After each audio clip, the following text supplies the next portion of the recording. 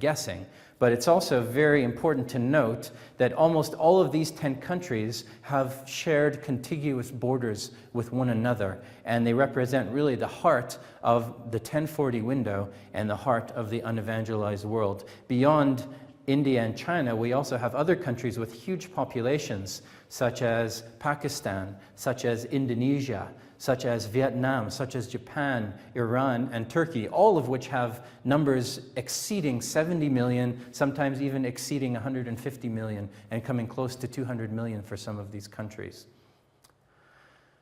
Related to that is the number of unreached people groups, not just the number of individuals, but the number of distinct ethno-linguistic cultural entities that exist in the world that haven't been adequately impacted by the presence of the gospel and the growing church.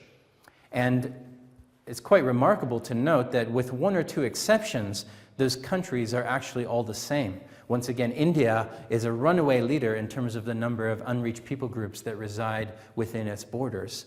And again, other of the obvious or the usual suspects, such as China, Pakistan, Iran, and Thailand, and Indonesia. But also, in this case, it's good to note that Sudan has a very significant number of unreached people groups. It's the only case in which a non-Asian country is present in these top 10 lists. Every other instance, the countries are in Southeast and even a bit of Western Asia with Turkey and Iran.